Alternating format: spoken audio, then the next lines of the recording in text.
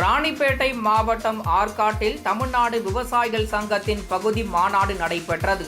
இந்த மாநாட்டில் விளைநிலங்களில் மின் கோபுரங்கள் அமைப்பதால் பாதிக்கப்படும் விவசாயிகளுக்கு முழுமையான இழப்பீட்டுத் தொகையை காலதாமதம் இன்றி வழங்க வேண்டும், விளைபொருட்களுக்கு குறைந்தபட்ச ஆதரவு விலையை நிர்ணயிக்க வேண்டும், ஸ்மார்ட் மின் மீட்டர் பொருத்தும் திட்டத்தை அரசு கைவிட வேண்டும், டெல்டா மாவட்டங்களில் உள்ளதை போல் நிரந்தர நேரடி நெல் கொள்முதல் நிலையங்களை திறக்க வேண்டும் என்பன உள்ளிட்ட பல்வேறு கோரிக்கைகளை வலியுறுத்தி தீர்மானங்கள் நிறைவேற்றப்பட்டன. இதில் திரளான விவசாயிகள் கலந்து கொண்டனர்.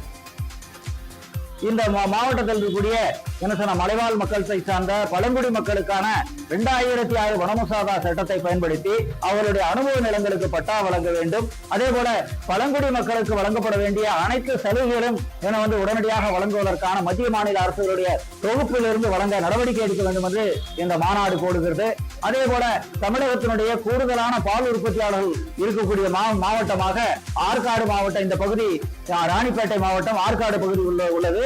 ஆகவே பாலுக்கான கொள்முதல் விலையை உயர்த்தி கொடுத்து இன்றைக்கு தீவன விலை உயர்ந்திருக்க போது 1 லிட்டர் பாலுக்கு 45 ரூபாய் பசும்பாலுக்கு வழங்கிட வேண்டும் உள்ளிட்ட கோரிக்கைகளை முன்வைத்து பல்வேறு தீர்மானங்களை இந்த மாநாடு நிறைவேற்றுகிறது. மத்திய மாநில அரசுகள் உரிய நடவடிக்கை மேற்கொண்டு நிறைவேற்றிட இந்த மாநாடு கோருகிறது.